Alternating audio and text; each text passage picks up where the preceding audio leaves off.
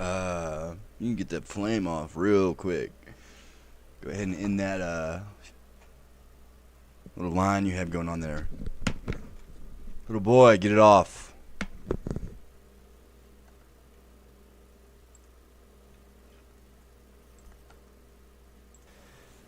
Okay, so I'm gonna do the Sky Thief, which is written by my brother, Wesley Smith. Let's see how this goes. I want to see how it goes when I play Halo. I think is what it comes down to. So I'm gonna do a little bit of it. I'll start off with a verse. Chapter 28 of Isaiah. Woe to the crown of pride, to the drunkards of Ephraim, whose glorious beauty is a fading flower, which are on the head of the fat valleys of them that are overcome with wine. Behold, the Lord hath a mighty and strong one, which as a tempest of hail and a destroying storm, as a flood of mighty waters overflowing, shall cast down to the earth with the hand. The crown of pride, the drunkards of Ephraim, shall be trodden under feet. And the glorious beauty which is on the head of the fat valley shall be a fading flower, and as a hasty fruit before the summer, which when he hath looketh upon it, seeth, while it is yet in his hand, he eateth it up. In that day shall the Lord of hosts be for a crown of glory, and for a diadem of beauty unto the residue of his people, and for a spirit of judgment to him that sitteth in judgment, and for strength to them that turn the battle to the gate. But they also have erred through wine, and through strong drink are out of the way. The priest and the prophet have erred through strong drink. They are swallowed up of wine. They are out of the way through strong drink. They err in vision. They stumble in judgment. For all tables are full of vomit and filthiness, so that there is no place for See ya. Whom shall he teach knowledge? And whom shall he make to understand doctrine? Them that are weaned from the milk and drawn from the breasts. For precept must be upon precept, precept upon precept, line upon line, line upon line, here a little and there a little. For with stammering lips and another tongue will he speak to his people, to whom he said, This is the rest wherewith ye may cause the weary to rest, and this is the refreshing, yet they would not hear. But the word of the Lord was unto them precept upon precept, precept upon precept, line upon line, here a little and there a little, that they might go and fall backward, and be broken, and snared, and taken. Wherefore hear the word of the Lord, ye scornful men, that rule this people which is in Jerusalem. Because ye have said, We have made a covenant with death, and with hell are we at agreement. When the overflowing scourge shall pass through, it shall not come unto us, for we have made lies our refuge, and under falsehood have we hid ourselves. Therefore thus saith the Lord God, Behold, I lay in Zion for a foundation of stone, a tried stone, a precious cornerstone, a sure foundation. He that believeth shall not make haste. Judgment also will I lay to the line, and righteousness to the plummet, and the hail shall sweep away the refuge of lies, and the waters shall overflow the hiding place. And your covenant with death shall be discontinued, and your agreement with hell shall not stand. When the overflowing scourge shall pass through, then ye shall be trodden down by it. From the time that it goeth forth it shall take you, for morning by morning it shall pass over, by day and by night, and it shall be a vexation only to understand the report. For the bed is shorter than that a man can stretch himself on it, and the covering narrower than that he can wrap himself in it. For the Lord shall rise up, as in Mount Perazim. He shall be wroth as in the valley of Gibeon, that he may do his work, his strange work, and bring it past his act, his strange act. Now therefore be ye not mockers, lest your bands be made strong, for I have heard from the Lord God of hosts a consumption even determined upon the whole earth. Give ye ear, and hear my voice. Hearken and hear my speech. Doth the plowman plow all day to sow? Doth he open and break the clods of his ground? When he hath made plain the face thereof, doth he not cast abroad the fitches, and scatter the cummin, and cast in the principal wheat, and the appointed barley, and the rye in their place? For his God doth instruct him in discretion, and doth teach him. For the fitches are not threshold with a threshing instrument, neither is a cart wheel turned about upon the cummin, but the fitches are beaten out with a staff, and the cummin with a rod. Bread corn is bruised, because he will not ever be threshing it, nor break it with the wheel of his cart, nor bruise it with his horsemen. This also cometh forth from the Lord of hosts, which is wonderful in counsel, and excellent in working. The Sky Thief by Wes Smith. This should be interesting. Kudos from King David here. So this is the cornerstone here. Thank you. I got it wet, dude, but I'm gonna read it. I'm gonna use it. It leaks in my room. I guess it was on the ground. I didn't realize. So, some of the names on here are a little hard to pronounce, so bear with me, boys. Chapter 1 of The Sky Thief.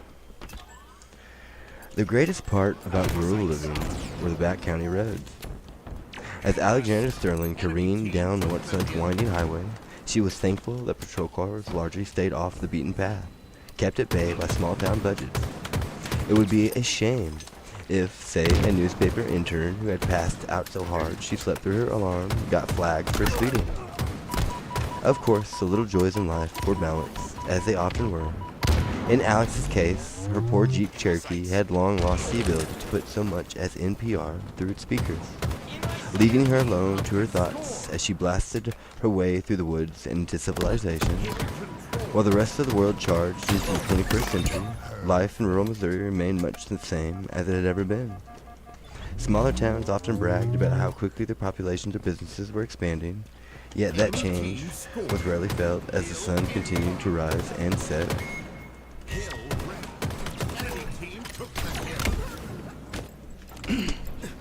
Every day over the same green swaths of corn and meadows.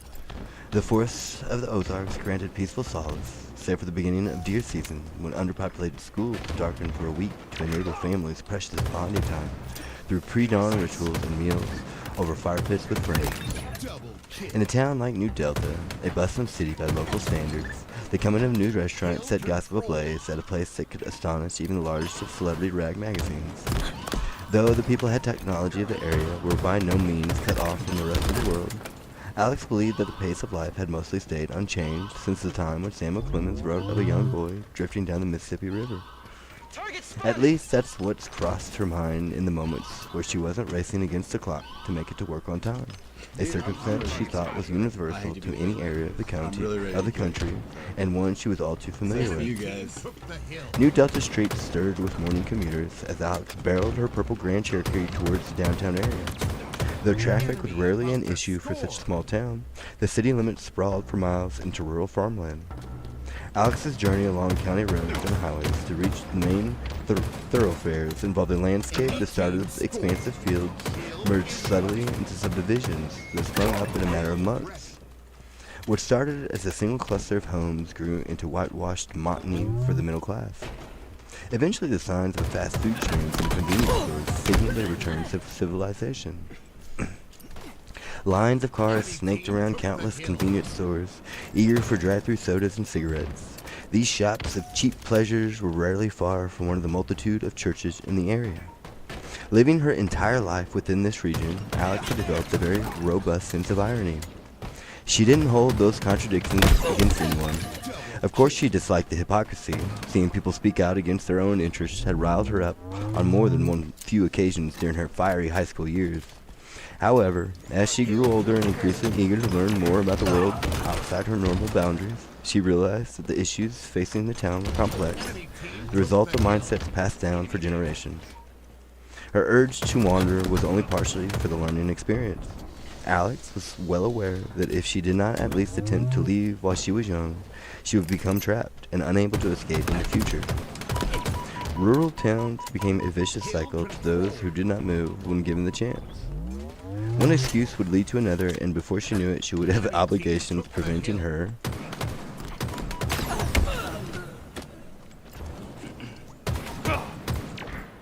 from leaving. She may even come to accept her fate, afflicted with a twisted geographic version of Stockholm Syndrome. The dichotomy of the city was no more apparent than Alex's turn into Broadway. The first stretch was filled with small businesses, friendly buildings, and the local university. University Park displayed the first signs of spring as joggers took laps around a shimmering lake highlighted with a stone fountain. Built into a high ridge, a glass behemoth of a hospital kept watch over the morning traffic, a jumble of pedestrian bridges, specialty treatment centers, and parking lots. The complex was the only semblance of a truly modern city to be found for hours in any direction. Traveling further on, the street took a sharp dive that ended in the Mississippi River, flowing lazily along its course, a steady constant visible from nearly every street. The downtown area avoided annual disaster thanks to a concrete flood wall along the river's banks. Murals depicted New Delta's history as a trading town in the earliest days of Lewis and Clark. The shops, however, languished with signs of age and decay. A few scattered businesses occupied leaning brick structures, but many storefronts had long been closed, displaying condemned signs over graffiti-covered windows. Some of the older residents tried to claim the downtown area had a rustic, river-town feel reminiscent of the trading post era. Alex considered it an eyesore, the last gasp for air over traditions that needed to move on. Alex pulled into a parking lot behind one of the few buildings with a modern renovation. The local newspaper and publishing house. The paper's distribution was not large, but the business was well respected and covered a large swath of the region. Its buildings reflected local prestige with walls of white stucco and Spanish tile over wide arched windows looking towards the main thoroughfare. As Alex parked, she whispered a silent thanks for an uninhibited commute, arriving just moments before she had to clock in. Punching her time card, she rushed to join the staff huddled in a semicircle around their cubicles in the main lobby.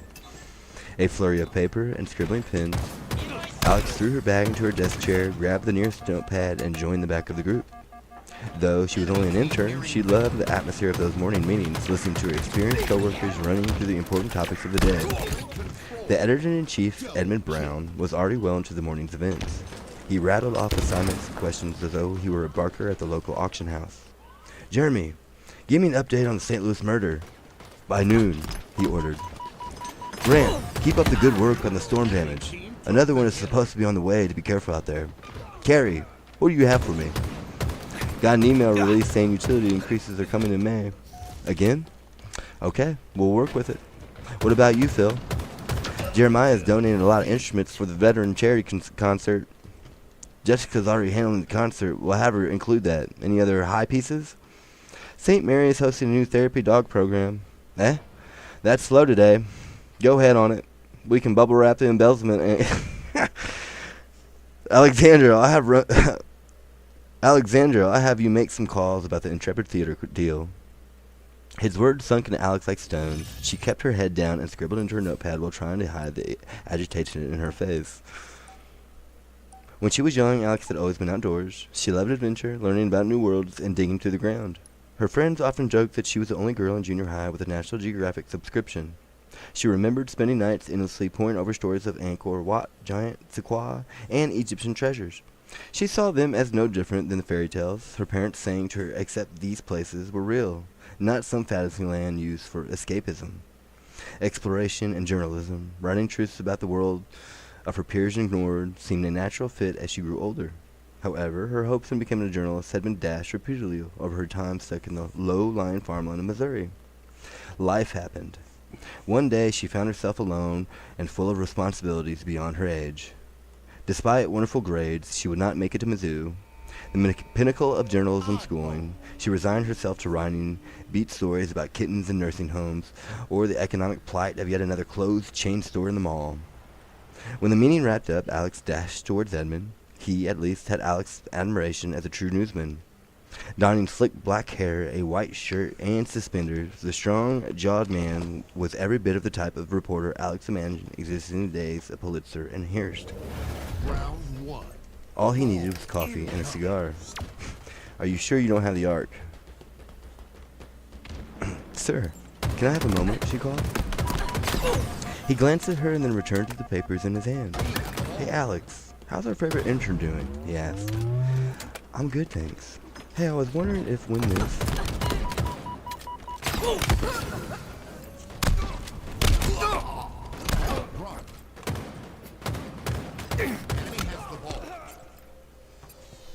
"Theater, deal is finished. You might have to take a look at some ideas I wanted to try before the semester's over." "What did you have in mind?" grunted Edmund. "Well, I was aware that Commercia is bypassing labor regulations for their merger. I've got several sources inside that. You know, we can't run that story, Alex. Our readers love Commercia." "But sir, this could be major." Alex pleaded as they walked through an array of cubicles.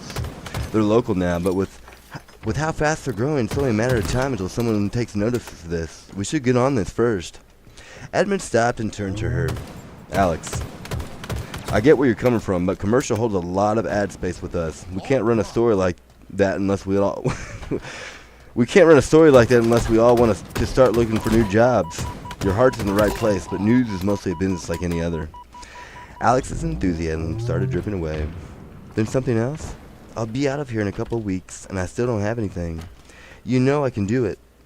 I work my ass off here, but no one's going to hire me if my portfolio is filled with nursing home activities with real estate sales. There are several credible magazines for nursing homes. I'm serious, sir. Mr. Brown rubbed his chin.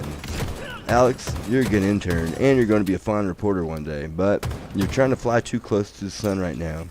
I know your 6 months is almost up, but you know it's slow. It's just bad timing. I know, sir, but I'll find something more exciting. Something publishable. When I can. Alex, that's all I can promise for now. I just take it for one story at a time, he said. They reached his office, which was promptly entered, slamming the door behind him. Alex gave a meek thanks and returned across the room to her bare desk. Banging her head down in a flurry of blonde curls, she began crying softly into her arms. She could not figure out why she felt this way on what was otherwise a perfectly normal morning. Since she had woken up, restlessness pulled at the back of her mind. It was as though her ideas had turned to mosquitoes buzzing just beneath her skin, daring her to scratch an itch she could even see. All the stakes in her life appeared so much higher all of a sudden, and she couldn't place why. She knew the answer her boss would hand her before she even asked for the story, but the disappointment stung nonetheless. Alex hated being stuck in New Delta, but she never compared it to the Overlook Hotel until now. One article at a time, she told herself, lifting her head off the table. She repeated the mantra several times in her head, wiping her eyes. She willed herself to start up her computer, as she did nearly every day since she had started her internship. As long as she only focused on one story at a time, she could patiently let her fortune find doors to open for her. Trying to pound on it for attention would just drive her sanity away. Picking up the phone, Alex absorbed herself in her work, stubbornly refusing to be held back. The next day came far too quickly in an area stereotyped for its languid pacing. Like most mornings, Alex found herself in one of those sweeping meadows of the country, looking towards the horizon when the smell of coffee grabbed her attention. She shifted around on the uprooted tree, acting as her seat to greet a familiar face with dark, straight hair blowing gently in the brisk air. Hey, roomie. Figured you could use this before you ended up covered in moss, said the newcomer, handing Alex a warm mug. Couldn't sleep again? Thanks, Becky. And no, replied Alex, brushing a tangle of yellow curls away from her face to blow away the sting. The sun had just risen, its light sparkling through dew-soaked grass. Aside from the log and a few trees growing along rusted chain fences near its borders, the meadow was filled with nothing but low, brown hills patiently waiting to come alive and green once again as spring reared its head. I have to get out of here, Alex said. The voice was hers, but it sounded half a world away to her ears. Becky glided towards the fallen tree and perched next to her friends with a dancer's grace. They wore matching denim jackets, but Alex welled with jealousy at how perfectly modeled it fit on Becky. She knew her own looked like a folded sack by comparison. Well, you only have a couple of weeks left of your newspaper internship. I'm sure you'll find something, Becky said. She wrapped an arm around Alex's shoulders. It's not that easy. I haven't done anything in the paper yet. They won't give me a story I won't work with, Alex sighed with a shake of her head. So go and yell at them a bit, make them give you something. They'll listen eventually, and you'll be so awesome they'll wonder why it took so long to notice you.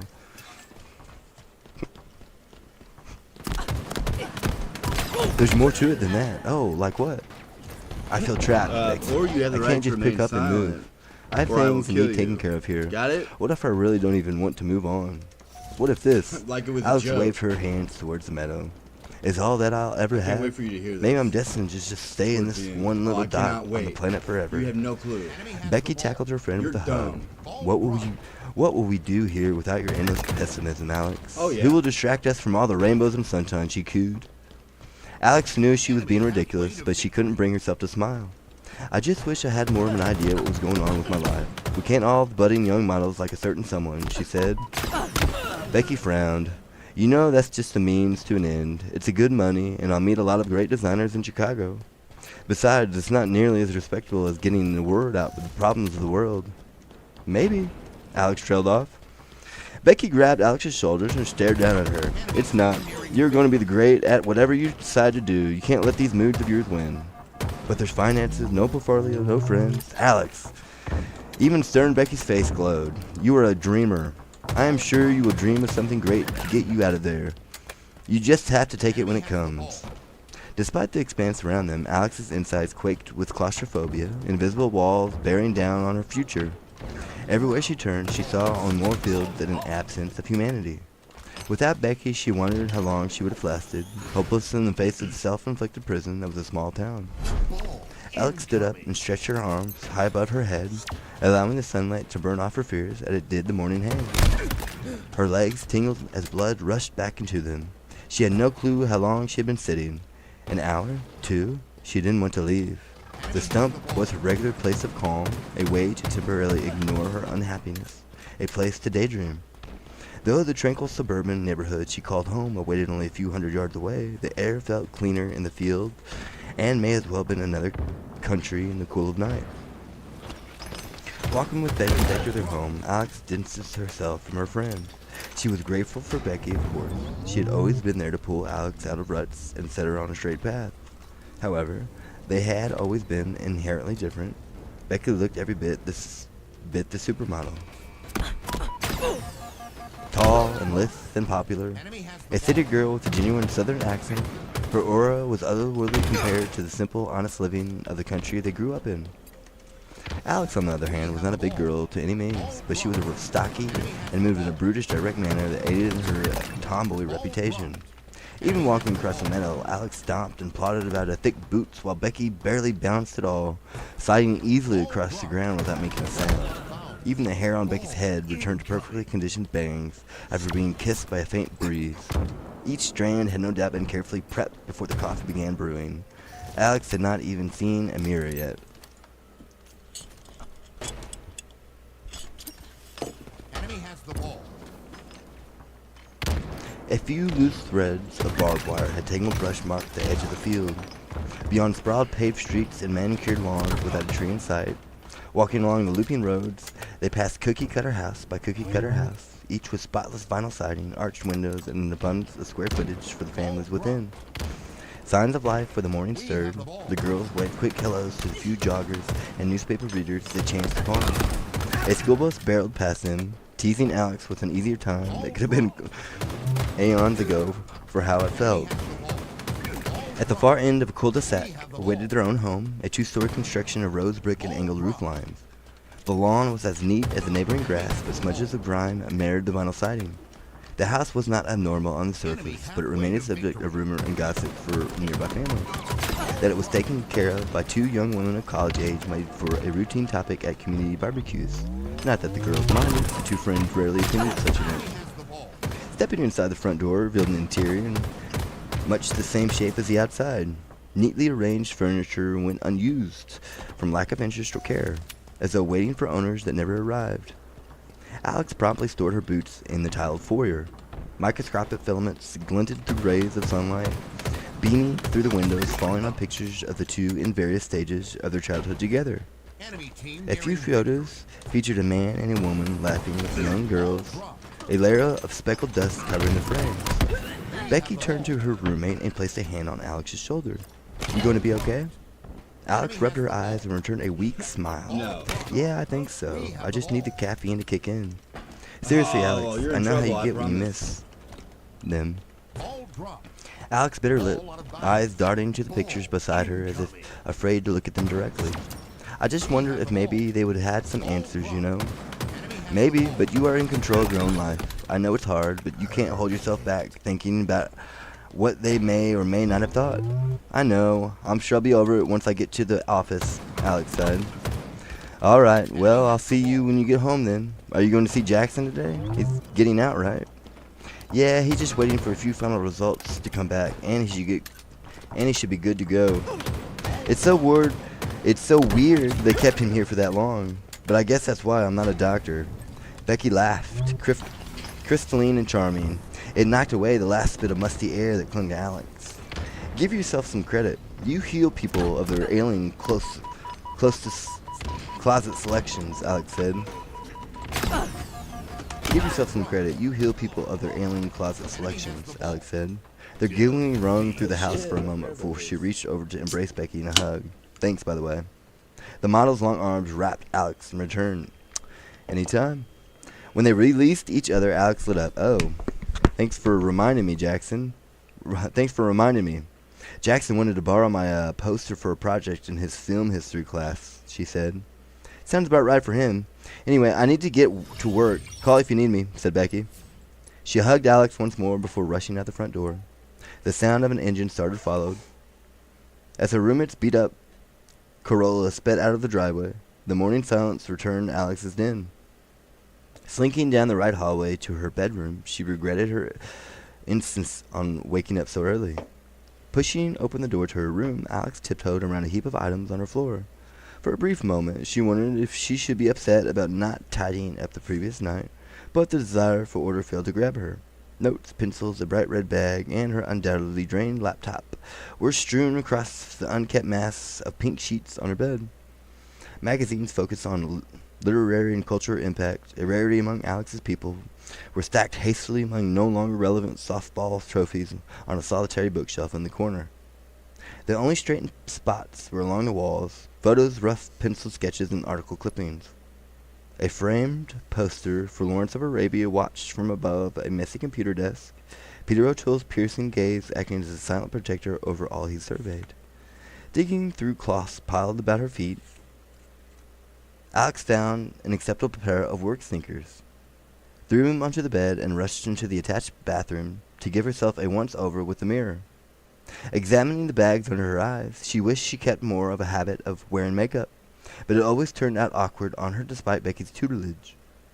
She settled with little more than a few quick splashes of water to get color back into her cheeks. What am I going to do with you? She asked herself, praying that her reflection would answer back. Instead, she only saw an exhausted 22-year-old with a mop that made Einstein seem positively dapper. Alex sighed, flicked off the bathroom light, and returned to her bed. She tried her best to fit the notes on her bed into her backpack. After no small amount of negotiating, she managed to close the zipper enough to hold in the contents. Turning, she stared at the giant film poster overlooking the chaos. She lifted the frame from its hook and laid it gingerly on the bed. Grabbing one of a multitude of cardboard art tubes leaning against the bookcase, to dismantle the back of the frame. The poster was an original printed on a thick material she had never seen for modern movies. Despite being over 50 years old, it showed little sign of yellowing or fading. A slight crease on the top left corner was the only sign of wear. It was one of the few material items Alex could honestly claim she loved. The image of Lawrence riding towards her, brandishing a scimitar as armies marched into the distance, never failed to ignite her imagination. As she painstakingly put the poster into the tube, she realized it was probably the first time she had taken it out of the frame in years. A glance at the alarm clock next to her desk drained Alex of what little confidence she had of getting to her office on time. She resolved to at least not leave anything behind, a habit she found increasingly annoying in recent weeks. With one final look through the disheveled room, she carried her bags out of the house, turned the lock, and left without so much as a peek at her rearview mirror. Are you sure you don't have the arc here? I almost want to go through all this. For the simple fact, that's odd. Ball incoming. I can't wait to see this. That's chapter 1 of The Sky Thief, done by my brother. He lived in LA, but I mean the arc. I can't wait to see this. I get the Brahmin. Hold on. Let's get Gramps out here. Hold on. Throw down Gramps with the Y's here. I want to see what say you. Buddhist wisdom verses. Katavago, because it's something popped up while I was reading at the end. This is why. Katavago, anger. Burning away anger. When the wife of a Brahmin slips, she calls out praise of the Buddha, which angers her husband. He sets out to question and refute the Buddha, but he converts, ordains, and soon becomes a worthy one. Enemy there! Having destroyed anger, one lives at peace. Having destroyed anger, one does not grieve. the complete destruction of all anger, from its roots to tip. The noble one's praise, having burnt it away, one does not grieve. Anger burns, and king takes away an ascetic form's wife, but the ascetic, the bodhisattva, doesn't get angry, and the wife refuses the king's advances. The king inquires as to why the ascetic doesn't get angry. Fire surely arises in firewood when kindled. Because of the firewood, there arises a fire. Even so the foolish, even anger arises from reckless behavior, and by that they are burnt. What anger increases like fire in leaves and wood, their repute diminishes like the moon on the wing. When anger decreases like fire that is dampened, their repute increases like the moon when waxing. The dangers of anger. The Buddha explains the things that those wish upon each other, and then speaks some verses about the dangers of getting angry. Drunk with pride and anger, they will gain disrepute. Relatives, also friends, shun one who is angry. Anger is a cause of loss. Anger troubles the mind. They do not understand. It arises from fear. When angry, they know not goodness or the Dhamma. Then, blinded by darkness, they are soon overcome. Enemy has the ball. Quarreling leads to loss. Two otters catch a huge carp but can't decide how to divide it. They ask a jackal to arbitrate. He gives the tail to one, the head to another, and runs off with the rest. Through quarrels, people become lean. Through quarrels, their wealth wastes away. The otters lost out through quarrels. You should eat the carp, you jackal. Just so, when men start to quarrel, they find a judge who takes over. Their wealth will decay on the spot, and the king's storeroom will increase.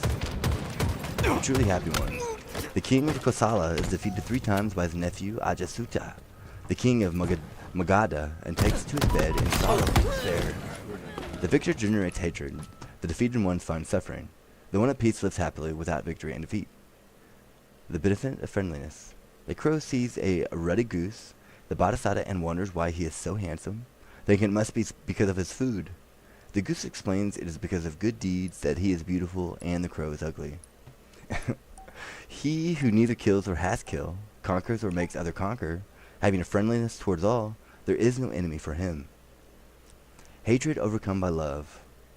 A barren woman brings home a young woman for her husband, but every time the young wife conceives, the barren wife contrives an abortion.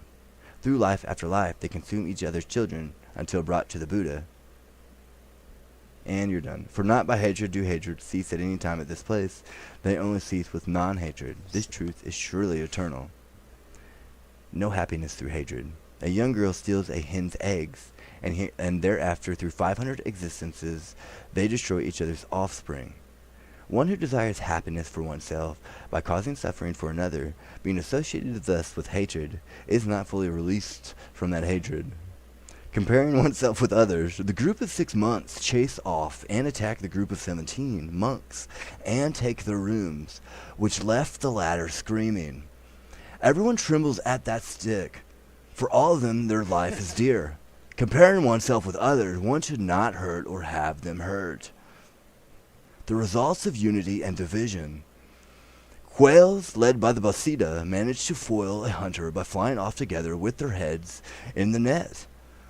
Until one day they argue and the hunter catches them all. Joyously, the birds fly away carrying the net together. But when they begin to quarrel, they will come into my power.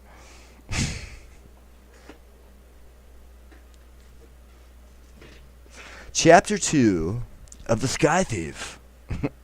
Before the fire there was all the time in the world. Near the bank of the Thames, the clockmaker Hubert Thomas toiled away at his latest repair.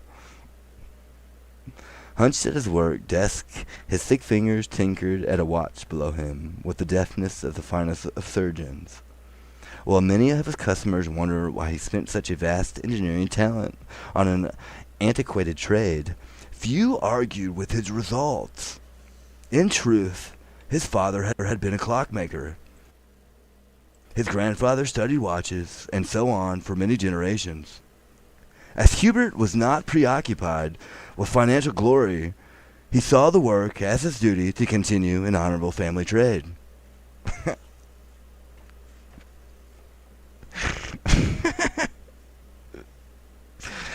The London shop underwent many changes and moves over the years, starting as a booming corner space only to be slowly whittled down by technology to become barely more than a closet nestled in a dusty back alley.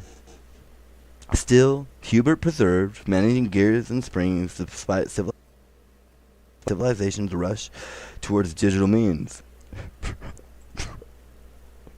Those that shared his passion for the classic timepieces knew him as the finest of his time, and he enjoyed a small but loyal base of colleagues. The aged master was not expecting company as closing time approached. Hubert toiled unerringly on the ancient Rolex, his brown eyes exaggerated behind thick spectacles. Little distracted him most evenings.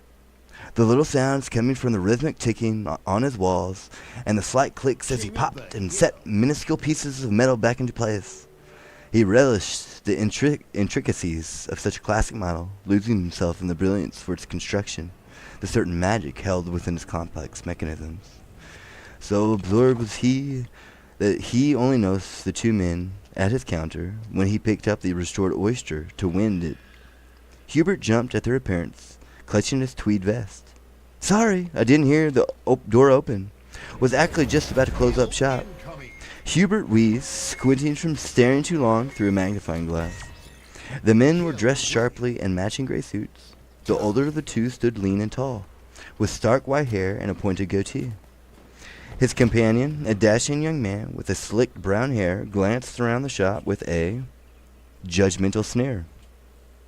The white-haired gentleman smiled and adjusted the round glasses on his nose. "We arrived just in time when word was it..." Damn, dude. That's crazy.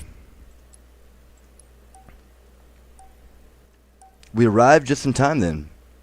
Word has it you are the best person to talk to about acquiring antique timepieces," he said. "Well, I hesitate to go that far," said Hubert. "I just do my best with what I love. I am Richard Deacon, and this charming boy is my nephew James," continued the old gentleman with a nod.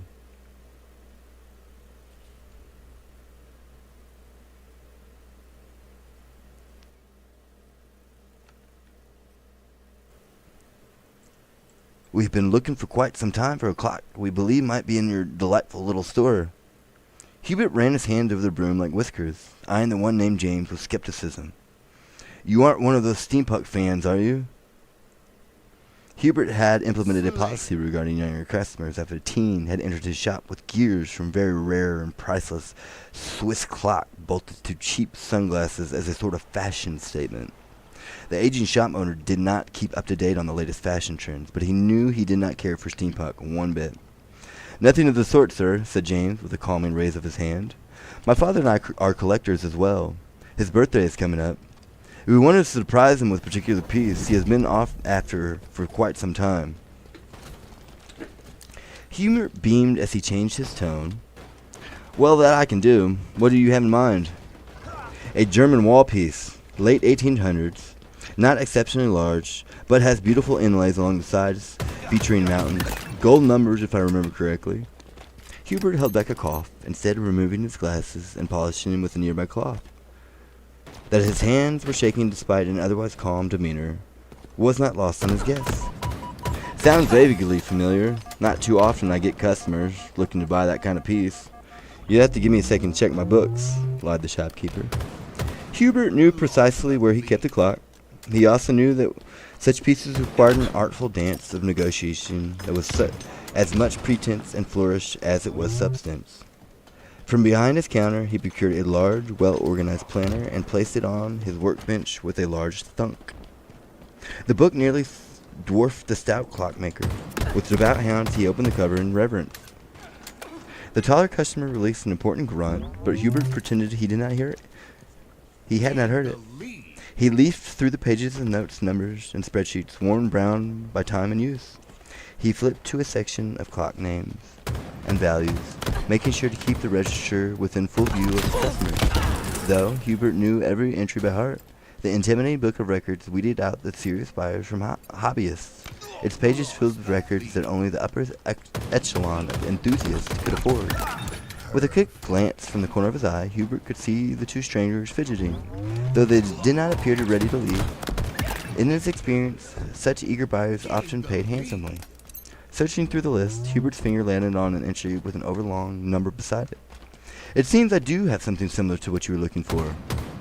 Wonderful, Richard explained with wide eyes. We would be grateful to see it and confirm it as the piece we're after. There have been many imposters in our search, you see.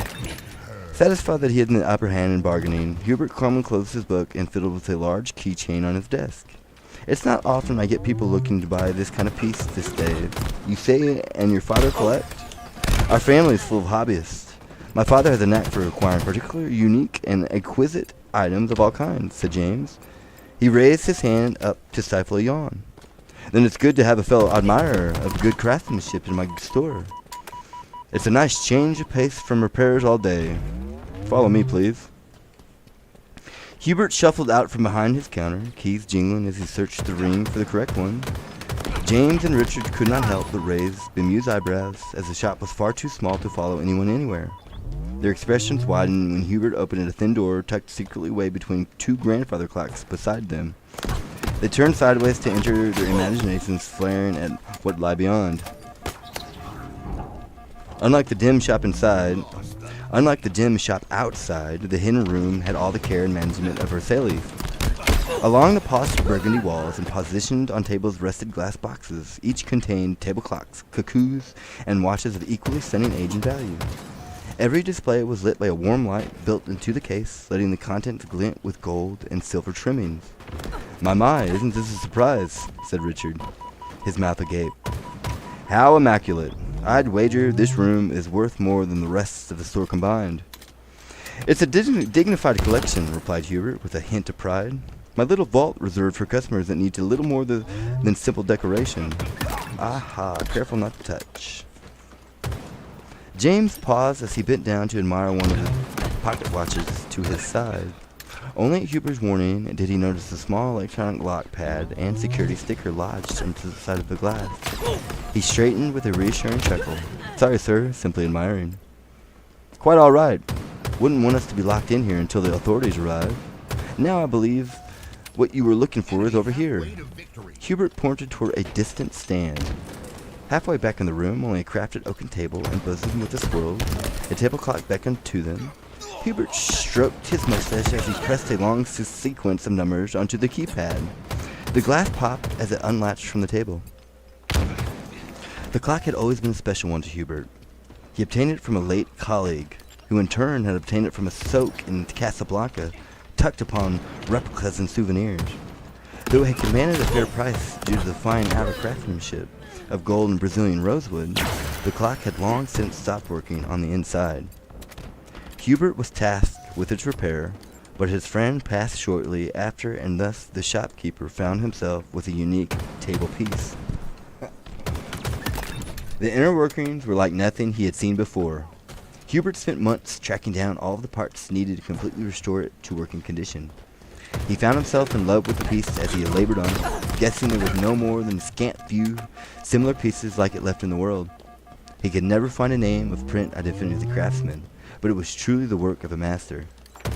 The signifying element of the clock, beautifully rendered mountains inked with gold into the wood itself, reminded Hubert of the markings on a Stradivarius violin he had seen in a museum as a child. He debated for some time on whether to even sell it, but an economic downturn forced the ultimate decision to include it within the premium gallery. Well, gentlemen, is this along the lines of what you were looking for? He asked with a tinge of sadness. Adjusting his spectacles, Richard bent down to inspect the clock, spending a great deal of time observing the mountain drawings. Hubert noticed the refined men's faces plastered with unnerving grins despite being wholly involved with the clock before them. Hand me the glass, James, grunted the elder of the two.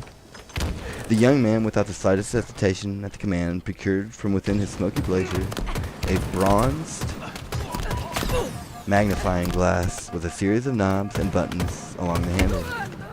Pale blue light dancing along its length in swirling patterns, the instrument looked very out of place among the centuries-old timepieces.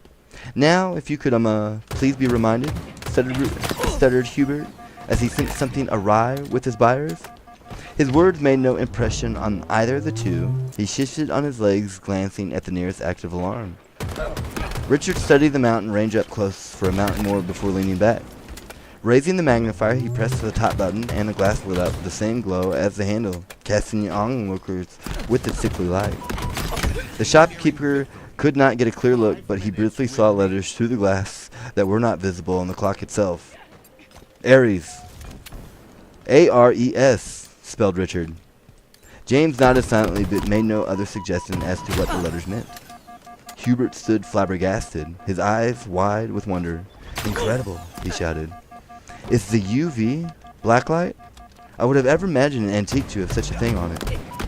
Richard stood, turning the magnifying glass off, and handed it back to James, where it disappeared once more into the folds of his suit. Richard cleared his throat. Normally they don't. This is a special item we've been searching for. That is quite fantastic, said Hubert, pushing past the tall man's leg to run his hands over the mountain tops. And a cause for celebration.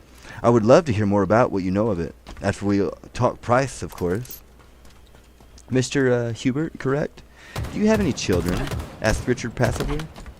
The clockmaker furrowed his brows at the strange question. No. Never was much of a charmer with the ladies, I'm afraid. Shame. Hubert's lifeless body hit the ground before he even had the chance to see the gun drawn. James waited for the barrel to cool before replacing it in the inner holdings of his jacket. The two men stared down at the deceased shopkeeper, now with an extra orifice to his head. Artists like him are in short supply nowadays, said Richards as he patted his forehead with fresh handkerchief. Shame he didn't have anyone to pass his knowledge down to, replied James with a shake of the head. In today's world, you must be quick. New ideas travel to the press of a button. There's a little room for antique forgotten trades. The two stood for a silent moment, watching as the hardwood floor became even more crimson with blood. James glanced up at the precious clock, nodding towards it with a look towards Richard. Richard strode towards the room exit. We're done with it. Go ahead and burn it. When the local papers reported the arson, many in the neighborhood commented on how much of a craftsman poor Hubert had been, but rumor had it new electronics store would be going up in its place. Go to Solomon here. Oh, we're at Solomon? I believe we're on chapter. Good place to stop. Take a 5-minute breather.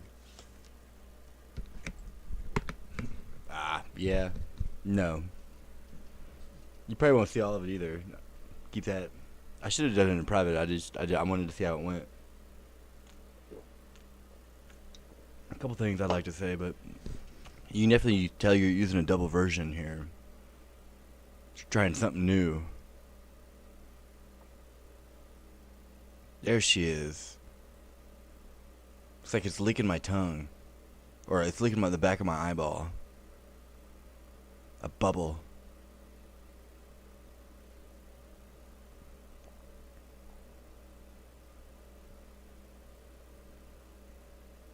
Oh yeah, dude, I rip her a new one. At the end. Not bro, but the mask. Oh yeah, dude, get the fuck away from me. I'll go ahead and say it right now. I'll just leave it at that. I'll probably cut it off. I'll rip you a good one. Nah.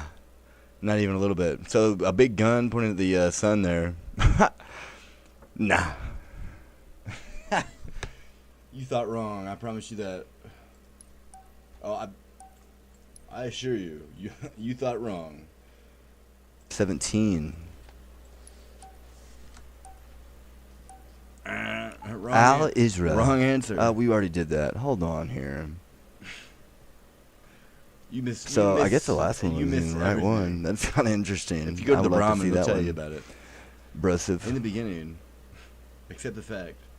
So I guess I'll pick up where I left off. At 1776, Al Isra.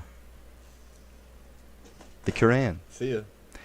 They were about to Nah. intimidate you to drive you off to the land of Mecca, but then they would not have survived after you had left except for a little while. This has been our way with the messengers we sent before you, and you will never find any change in our way. Observe the prayer from the decline of the sun until the darkness of the night, and the dawn prayer, for certainly the dawn prayer is witnessed by angels.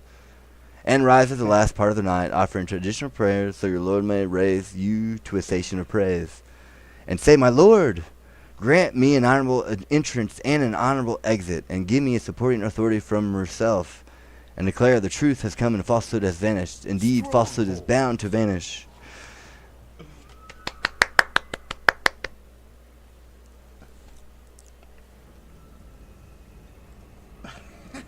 Chapter 3 of The Sky Thief. A few minutes of sunlight remained as Alex tore into the parking lot of a massive hospital.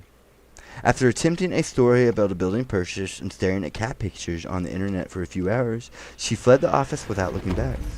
Her relief in ending the workday almost resulted in several speeding tickets as she tore down the short stretch of Broadway towards the hospital.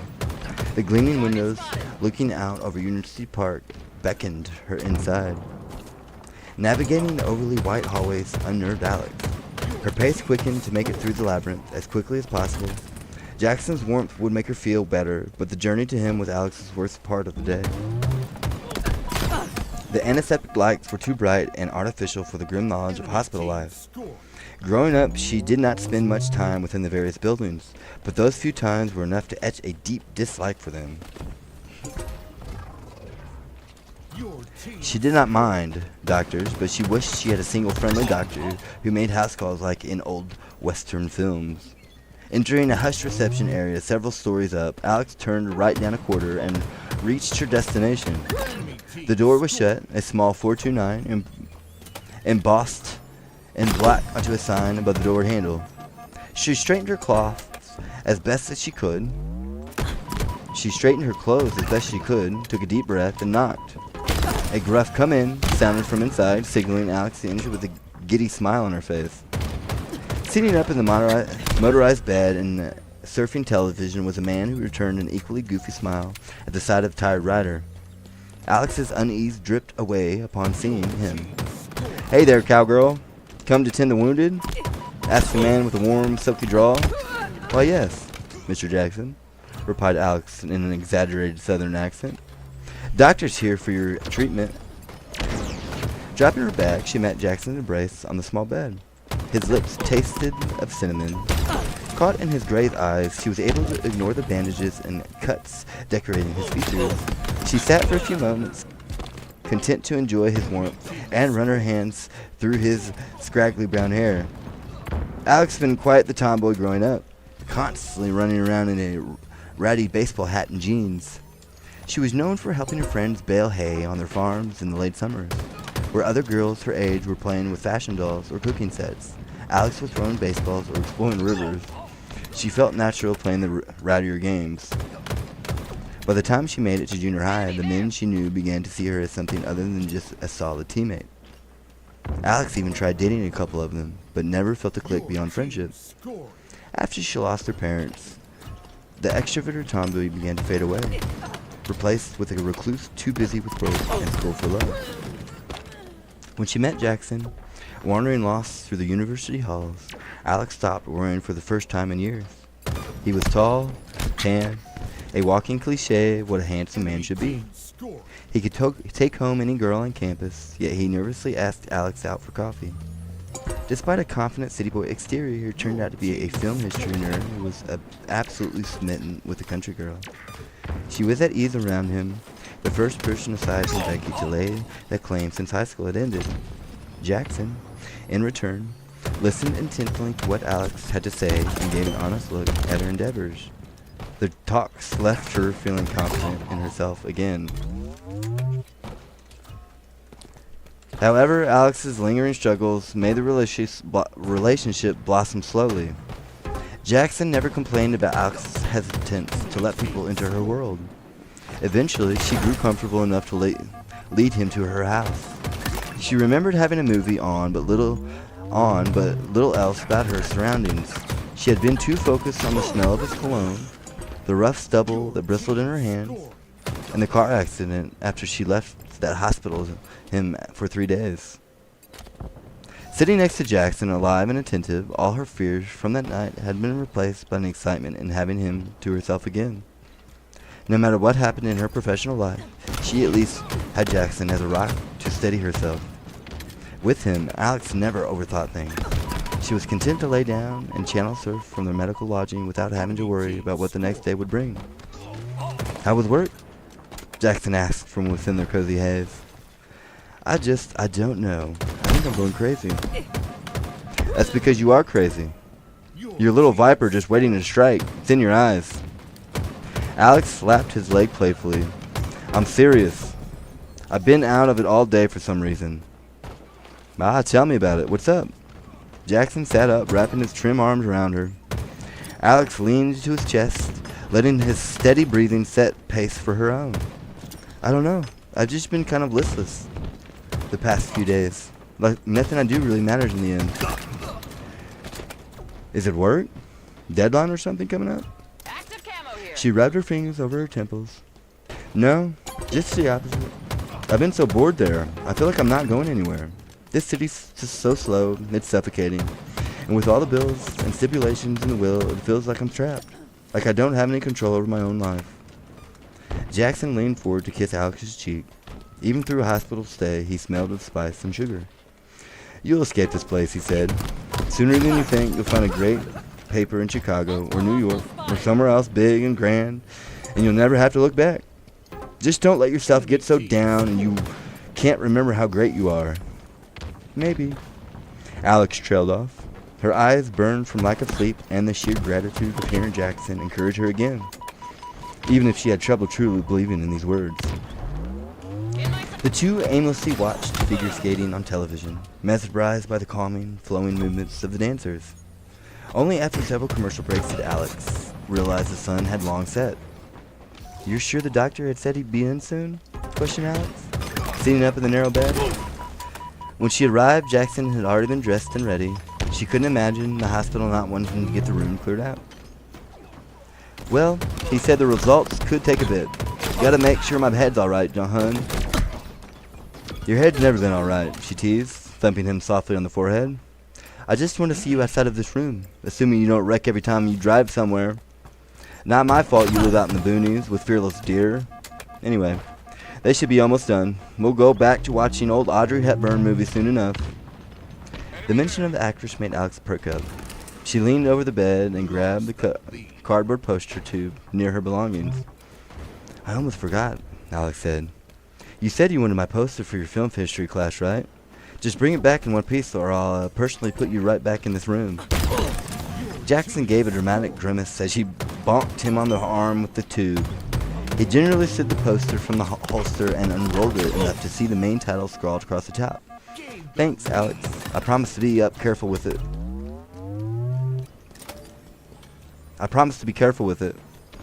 "You better be.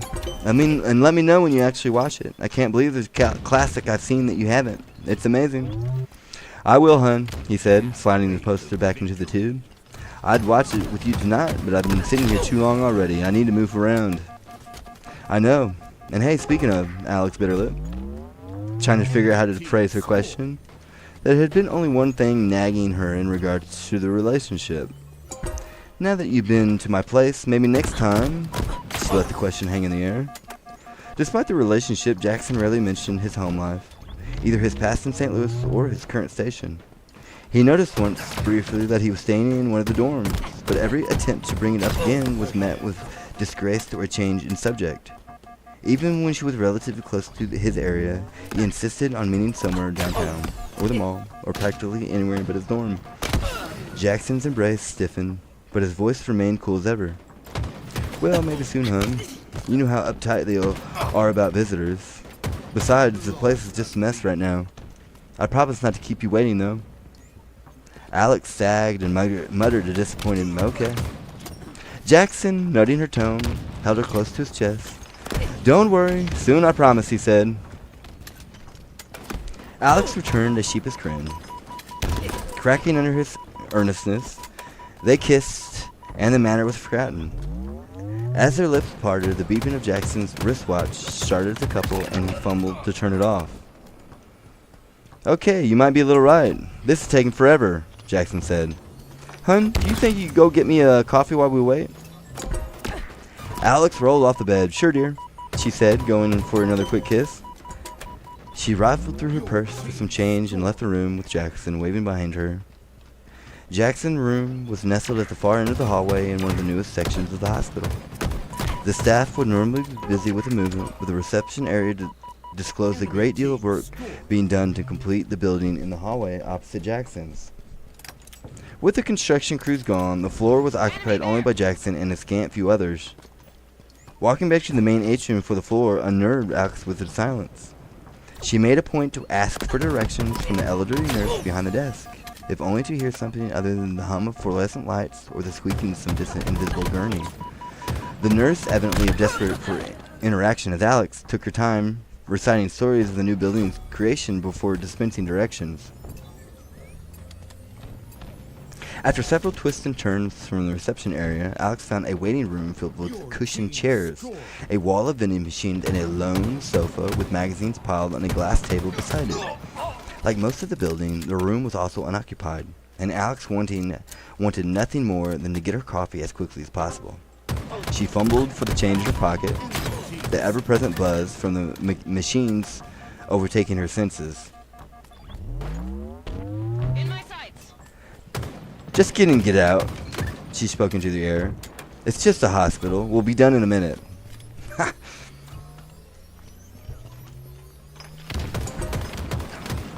As her quarters rolled into her coffee machine and dark brew steamed into a paper cup, the white noise reached a crescendo.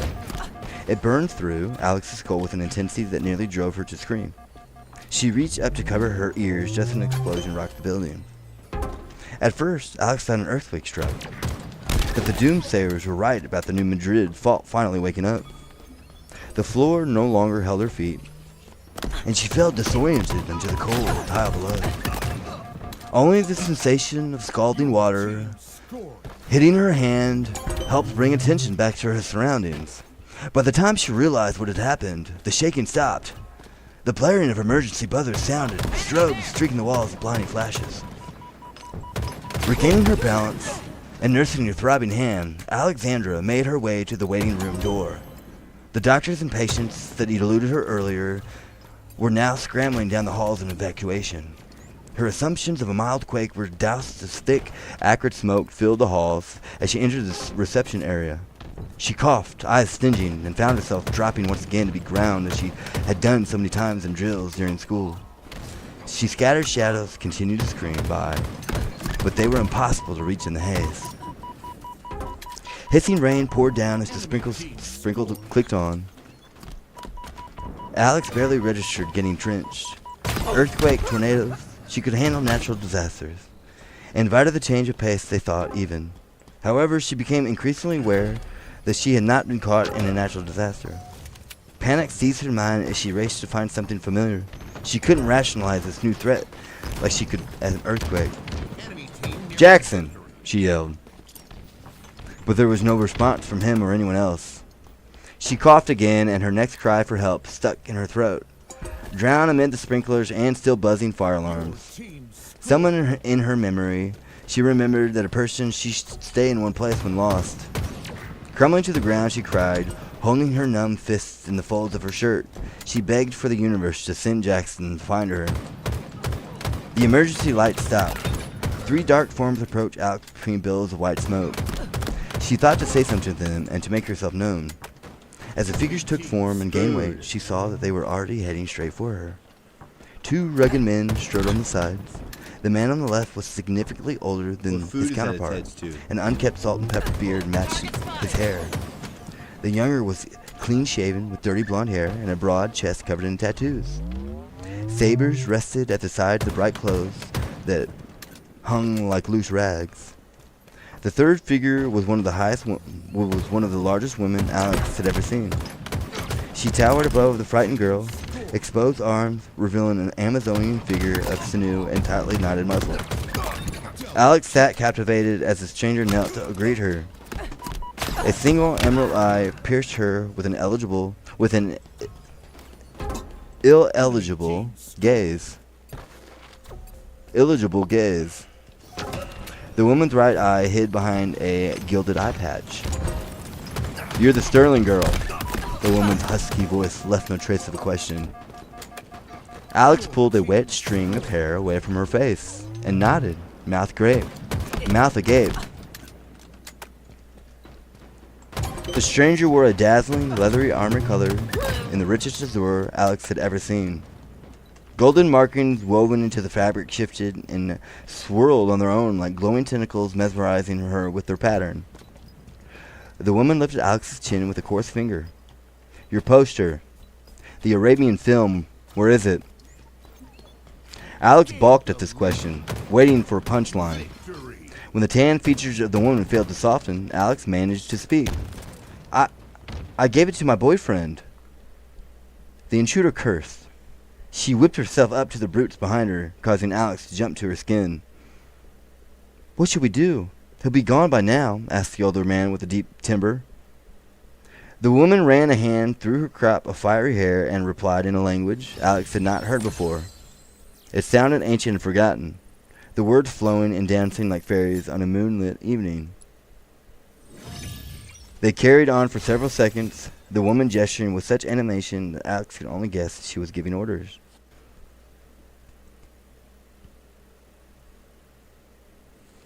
Alex willed herself to her own feet, trying to make sense of what they were saying. The only clear indicators were names being repeated. Now, there's no respect. The younger man was apparently named Soren. The older man was Fleet. The woman's name was harder for Alex to understand in their foreign language, but it sounded like Guihi. The mist dissipated under the sprinklers. Around them, the atrium had cleared of everyone except Alex and the invading trio.